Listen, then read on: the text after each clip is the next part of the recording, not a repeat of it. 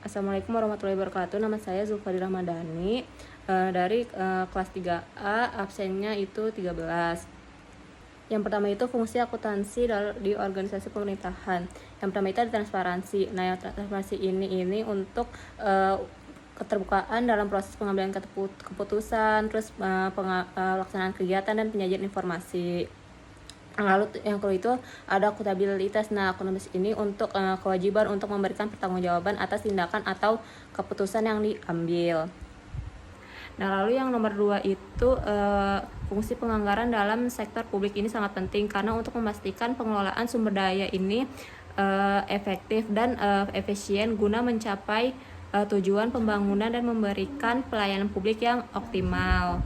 Lalu yang ketiga juga ada peran fungsi akuntansi dalam parpol. Nah, yang ada pihak internalnya itu pihak internal ada ketua. Nah, ketuanya ini itu untuk menyusun perencanaan dan evaluasi kemajuan yang dicapai, melakukan tindakan dan koreksi. Lalu yang kedua itu ada staf untuk transparansi pelaporan keuangan kegiatan dan pelaporan keuangan partai politik. Lalu yang ketiga itu ada menilai kemampuan organisasinya dalam melaksanakan administrasi. Lalu ada pihak eksternal, yang pertama itu ada donatur. Nah, donatur ini untuk mengenai keseriusan dan kredibilitas parpol untuk menjalankan program-program. Lalu ada supplier. Nah, supplier ini untuk memutuskan apakah jumlah yang terutang akan dapat dibayar. Lalu yang ketiga ini ada konstituen, akan mengundang simpati masyarakat dan akan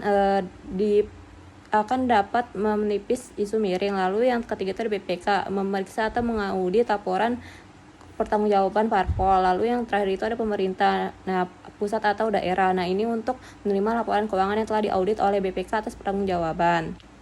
Nah, lalu untuk nomor yang 4 itu yang pertama itu ada value for money. Nah, value for money ini untuk mengevaluasi apakah suatu pengeluarannya ini atau investasi memberikan hasil yang sebanding dengan biaya yang dikeluarkan. Lalu ada laporan retrospektif. Nah, ini itu untuk menjanjikan informasi keuangan atau operasional yang mencerminkan kejadian-kejadian masa lalu, biasanya untuk periode waktu tertentu. Lalu yang ketiga itu ada entitas akuntansi.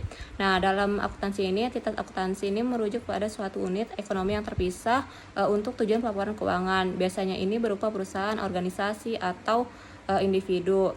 Nah, ini itu untuk memisahkan antara keuangan pribadi pemilik dan keuangan entitas tersebut.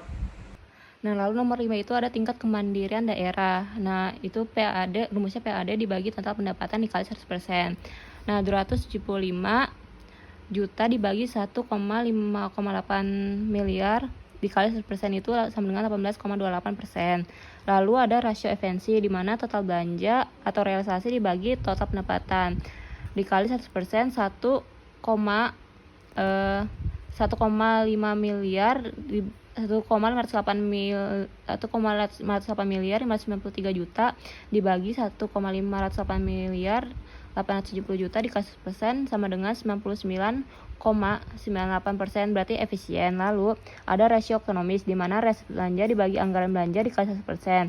Nah, 1,508 miliar 593 juta dibagi 1 miliar 614 juta dikali 100% itu 93,43%. Nah, berarti ekonomis. Nah, lalu ada rasio efektivitas di mana realisasi pendapatan dibagi anggaran pendapatan dikali 100%. Nah, 1,508 juta dibagi 1,598 juta dikali 100% itu 94,38%, berarti tidak efektif. Lalu menurut saya hal yang perlu dipertahankan itu rajin kuliah, terus rajin belajar juga, rajin sholat juga. Lalu yang nggak perlu dipertahankan itu malas belajarnya, terus malas kuliah juga. Sekian dari saya, kurang lebihnya mohon maaf. Wabillahi taufiq hidayah. Wassalamualaikum warahmatullahi wabarakatuh.